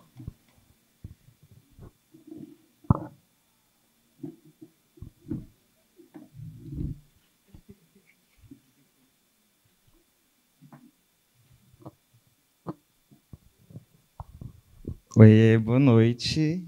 Eu sou Guilherme, eu também faço parte dos Jovens Defensores, projeto. Sou formado em Ciência Política pela UNB. E minha pergunta é mais no sentido de como vocês enxergam o papel da escola, da educação brasileira em meio a toda essa discussão. Então, recentemente a gente teve a aprovação de algumas políticas, né, do governo federal, como a Política Nacional de Educação Digital, a Estratégia Nacional Escolas Conectadas. Então, acho que tentar entender de vocês como a gente pode não só preparar, mas direcionar os estudantes brasileiros da educação básica para o entendimento de todas essas coisas, né? Então, a gente vê que os jovens estão muito nas redes sociais, no TikTok, no ChatGPT. Minha irmã de 8 anos usa o ChatGPT para fazer tarefa da escola. Então, como direcionar a partir do Estado, a partir da educação pública, o entendimento para os nossos jovens, né, para os jovens da educação básica sobre tudo isso e sobre o uso dessas plataformas e, mais do que isso, o uso político dessas plataformas, tanto dentro desse recorte racial, que na verdade não é um recorte, né, faz parte da política central, mas, enfim, a dinâmica de uso de forma geral dessas plataformas, a dinâmica de política em relação às big techs, quem controla, a gente mexe nas redes sociais, mas não sabe quem está ali por trás, então acho que de forma geral é isso, o papel da escola em termos de política pública, de participação nesse direcionamento da tecnologia. Bora começar. O microfone está voltando? Quer começar? Nossa, pergunta desafiadora. Eu vou tentar não fazer a vibe de professor e continuar falando. Mas queria agradecer as questões, todas muito relevantes. Sobre data centers e a questão territorial, tem algo que parece simples, né, mas eu acho que diz muito sobre os problemas que a gente enfrenta. Eu recomendo todo mundo abrir o Plano Brasileiro de Inteligência Artificial e dar lá um Ctrl+F ou Ctrl+L, a depender e fazer a busca pela palavra norte, pela palavra nordeste, e depois fazer uma busca pela palavra OpenAI e ver quantas vezes o Plano Brasileiro de IA menciona OpenAI, são 6, salvo engano. Quantas mencionam norte e nordeste? São 1. Sabe onde? Como espaços onde vão se enfiar data centers. Norte e Nordeste não são vistos como formadores de políticas públicas, como expertise, como intelectuais, mas como regiões para enfiar data centers, o que é terrível, a gente está vendo, né, com a ofensiva do TikTok e outras empresas. Nesse sentido, eu acho que os data centers no Brasil, na verdade, no mundo inteiro, eu acho que a gente deveria disputar políticas de avaliar o fim do data center. Não data center para o fim comercial em si, mas quais tipos de usos vão ser feitos pelo data center, quais tipos de empresas e startups vão ter acesso àquilo. A gente não tem, enquanto terra, capacidade de cada país ter um Vale do Silício.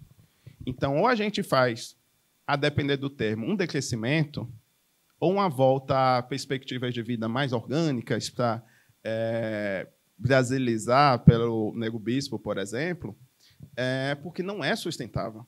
E a gente está vendo a ofensiva do fascismo porque o capital sabe que não é sustentável. E o único modo de manter essa falsidade é literalmente controlar corporalmente, militarmente, as populações. Esse autor que o Davidson mencionou, né, que foi um dos formadores desse conceito de colonialismo digital, Michael Quet, que é um pesquisador da África do Sul, o último livro que ele lançou se chama Digital Degrowth, ou Decrescimento Digital. Decrescimento é uma perspectiva que acho que é de um italiano, né, sobre a necessidade que temos de decrescer consumo e produção energética, etc., para ter um futuro. A gente não vai colonizar Marte. A gente vai se matar aqui, enfrentar o fascismo, ou a gente vai decrescer e ter uma relação melhor com a natureza. Isso é algo que a gente está se enganando, mas é isso. A Terra é finita. Essa política de data centers é mais uma etapa global, e não é o problema só do Brasil, não é só o desenvolvimentismo atual, que vai levar a gente para o buraco. Então, talvez seja a solução de vamos ter data center? Vamos. Mas para quê? Para o SUS? Talvez, se for necessário, se a gente vê evidências.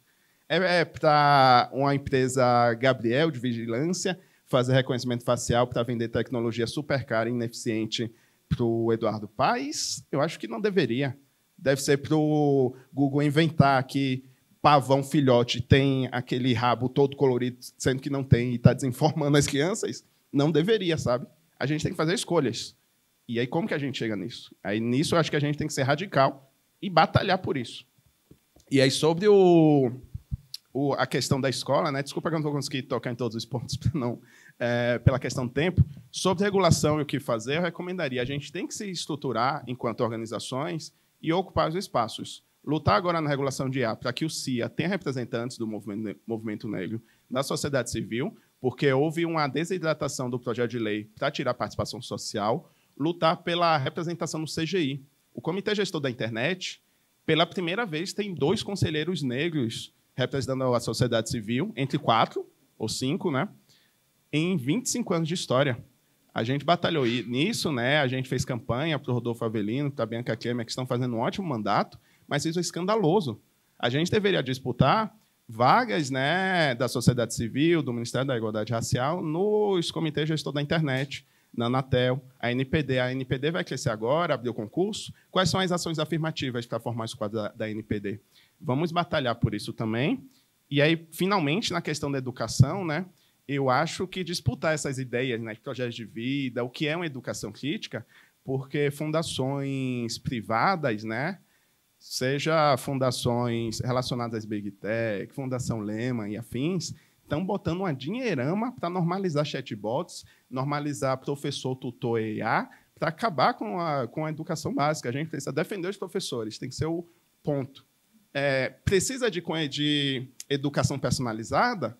Essas fundações, Big Tech, estão dizendo vamos enfiar chatbot para as crianças. Por que a gente não coloca sala com 5 alunos por professor, ao invés de enfiar chatbot que não vai fazer isso? A gente sabe que é uma pauperização da educação, na verdade, o projeto. Então, acho que a gente tem que lutar por isso, né? Enfim, tentando ser o máximo resumido possível.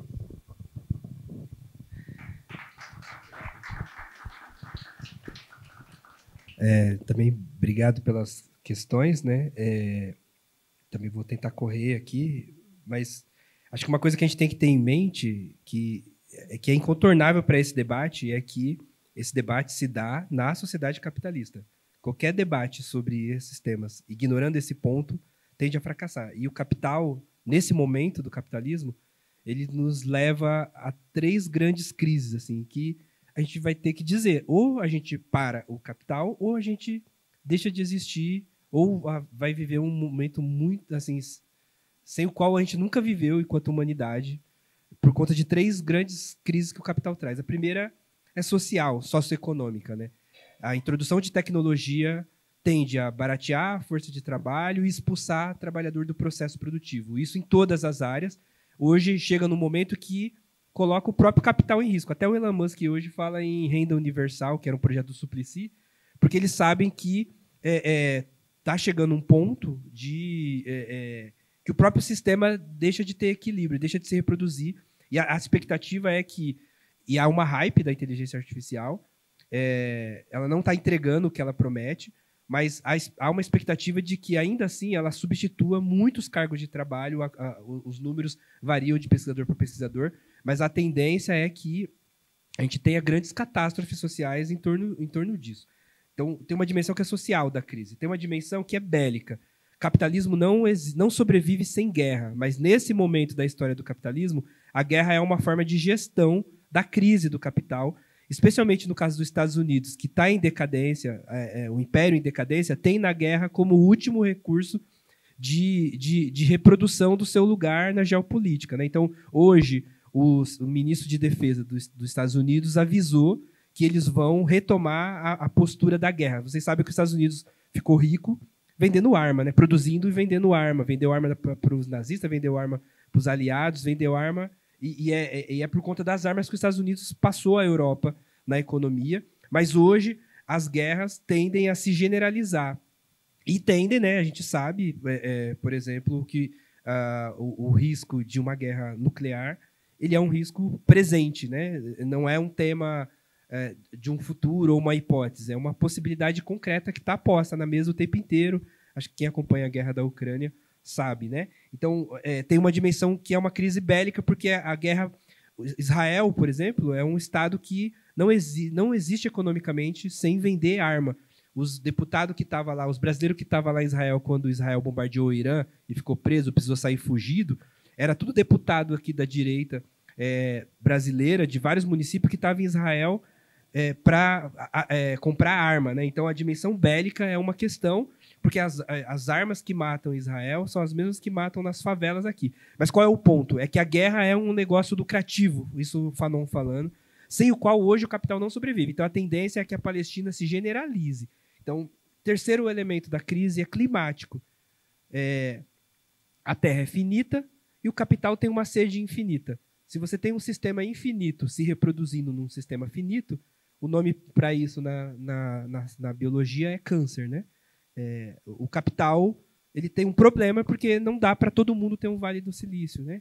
Mas mais do que isso, não existe tecnologia digital, não existe tecnologia, mas não existe inteligência artificial sem muito consumo de recursos naturais, especialmente água e eletricidade. Se não tem eletricidade, ou sem energia eólica, ou solar, ou hidrelétrica, e você não tem água sem tirar a água do seu curso natural para canalizar para as big techs, né? Não existe energia limpa. O debate da transição energética é um debate que também precisa ser disputado, porque o capital tenta também expropriar a discussão da justiça climática e monetizar aquilo que podia ser resistência, né? Então, tudo vira créditos que são monetizados e isso tem grandes impactos. Mas a grande verdade é que, enquanto o capital gerir o debate da crise climática, a resposta é sempre mais crise, né? Então, a grande resposta, por exemplo, para queima fóssil de combustível é trocar o carro de combustível fóssil por carro elétrico. Mas todo mundo continua tendo um carro. Em São Paulo, a média de carro por pessoa é quase mais que um carro por pessoa. E aí fica todo mundo andando a 5 por hora num carro e ninguém pensa, né, que pensa. Muita gente pensa, mas não tem voz nos espaços de decisão. E mudar o modal, por exemplo, para um investimento massivo em transporte coletivo, por exemplo. Então, enquanto eu posso todo mundo trocar o carro por combustível fóssil por carro elétrico, mas a gente ainda, cada um vai ter um carro, a gente ainda está consumindo recurso. Então, você tem uma lógica infinita de consumo energético. Num planeta finito, o resultado disso só pode dar muito ruim. Então, é necessário dizer que, enquanto a gente estiver nessa lógica, a gente caminha para uma catástrofe. A gente pode fazer qualquer outro debate, mas se isso não tiver entendido, a gente só passa a ser massa de manobra do grande capital. Agora, também é verdade que os data centers são fundamentais para as tecnologias digitais, para as grandes plataformas e para a inteligência artificial. Não tem inteligência artificial, não tem Facebook, não tem TikTok sem data centers. Mas mais do que isso, não tem DataSUS sem data center. Agora, quem controla o sistema de informação do Ministério da Saúde? Quem controla onde estão hospedados os dados do DataSUS, do SUS? Estão no data center da Amazon. Então, todos os dados de saúde do Brasil estão nas mãos da Amazon. Mas não é só a saúde, a educação. A gente viu em todas as áreas jurídicas, né? Então, qual que era a tendência, né? Porque, por exemplo, há 10 anos atrás, os data centers eram um indicador da desigualdade tecnológica. Você olhava o mapa dos data centers e você sabia que os países que tinham mais data centers eram os países mais desenvolvidos tecnologicamente e eram os países que estavam na frente de uma corrida. Então, qual que é a lógica desenvolvimentista ou neodesenvolvimentista? É a velha política da substituição das importações. Então, eu vou trazer data centers para cá e aí eu evito de colocar nas mãos de um outro país. Só que esse debate tem que ser feito com muito cuidado, porque o Brasil tem recurso para desenvolver data centers, para colocar os dados estratégicos e sensíveis do Brasil sob controle do governo brasileiro. Você não precisa colocar na Amazon, mas isso custa investimento, isso demanda política. Mas, ao invés disso, qual é a estratégia que tem sido feita? Da redução de imposto para as big techs, trazer os data centers para cá. O que isso significa na prática? Hoje, até o grande capital percebeu que o data center produz tanto lixo, tanta sujeira, tantos danos, que ele é inviável no médio prazo. Então, qual que é a política das big techs? É exportar o data center para lugar que não tem regulação ou que, em nome de políticas de soberania, financia ainda essa exportação. Eles nem vão gastar dinheiro, eles mesmos exportando, porque o próprio país soberano está investindo para trazer a sujeira das big techs para consumir a água de populações tradicionais no Ceará, para pegar o caso do TikTok, mas a política é generalizada. Então, isso a gente tem que discutir, porque é a população quilombola que vai se ferrar, é a população indígena que vai se ferrar, é a população ribeirinha que vai ficar sem água. Para além disso, é o debate das terras raras, mesma coisa. Hoje, as terras raras elas estão tão importantes quanto o cobalto da República Democrática do Congo e as terras raras. O país que mais tem terras raras é a China. Qual é o segundo país com mais terras raras? Brasil. Então, não é à toa, né? Não é só pelo Bolsonaro que o Trump circunda o Brasil. É também porque o Brasil é um território estratégico para a reprodução desse modelo de negócio, né? Então, aqui está uma pergunta sobre o que a gente faz com isso. o Lula vai sentar com o Trump, não sei se vai ou não vai, mas uma das pautas é acesso a terras raras. Quem acessa? Qual empresa vai poder explorar? Esse é um debate que está colocado. Que tipo de exploração? É possível explorar sem, de novo, prejudicar populações tradicionais, populações ribeirinhas, populações negras, quilombolas? É possível? Não é possível? Se esse debate for feito sem a gente, também o desenvolvimento tecnológico é feito vulnerabilizando de novo as nossas populações. A gente viu isso no PAC. A gente viu isso, a gente tem visto como que projetos de desenvolvimento, sem nós, são colocados contra nós. A história do papel das hidrelétricas no Brasil, destruindo populações indígenas ou tradicionais, ribeirinhas, é muito anterior, inclusive, a esse debate. Então, esse é um debate que a gente tem que estar atento, né? Sobre a IA, eu gosto de chamar a IA de imitação algorítmica, porque mais do que... porque ela imita, né? E ela não cria. Mas por que isso é importante? Porque ela imita padrões. Então, ela vai reproduzir padrões. Mas nem sempre o racismo está no dado que ela acessa. Se os dados são diversos, a tendência é que o modelo também seja enviesado pelos dados. Mas, às vezes, o racismo está no modelo. Às vezes, o racismo está no cálculo algorítmico que se faz para organizar o modelo. Às vezes, o racismo está nas formas que organiza a saída dos dados. Então, tem uma cadeia de produção onde o racismo pode estar, mas eu não consigo saber onde está se eu não tenho, por exemplo, se a preocupação com o racismo não está presente no design algorítmico, não está presente no desenvolvimento do modelo, no treinamento do modelo, na auditoria do modelo. Então, tem várias etapas que o racismo pode estar. Então, eu não preciso saber de inteligência artificial, mas eu quero saber, a questão racial foi observada quando o Ministério da Saúde adotou determinado modelo de inteligência artificial, quando a Secretaria de Segurança Pública de tal estado ou de tal município, a discussão racial estava lá presente. Isso a gente pode cobrar nos espaços que a gente tem de atuação, mesmo sem ser programador. Por fim, o capitalismo, desde que ele existe, né, ele inverte, ele coloca a tecnologia como o centro do processo e coloca o ser humano como apêndice do processo. E, ao mesmo tempo, ele resulta sempre numa certa ampliação da exploração, né? Diminui o tempo de trabalho, mas você aumenta a exploração das pessoas. O que a gente está vendo na tecnologia é a intensificação de velhas formas de exploração, mas também a gente está vendo a abertura de novas formas de exploração do trabalho.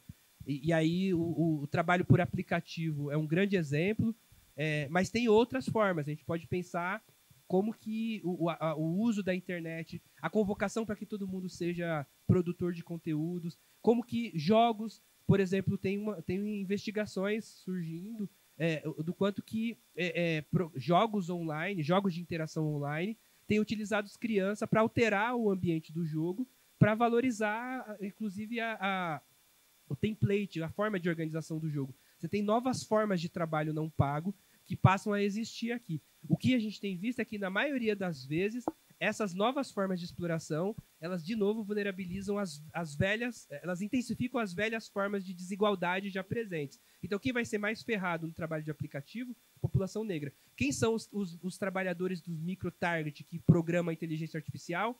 Trabalhadores quenianos, trabalhadores indianos, trabalhadores de países com pouca regulação, que, em geral, são países ex-colonizados. Então, em geral, essas novas formas de exploração, elas se articulam com as velhas formas de discriminação, de opressão, para produzir cenários catastróficos que a gente tem que estar atento, né? Como o movimento negro pode interferir? Acabou meu tempo.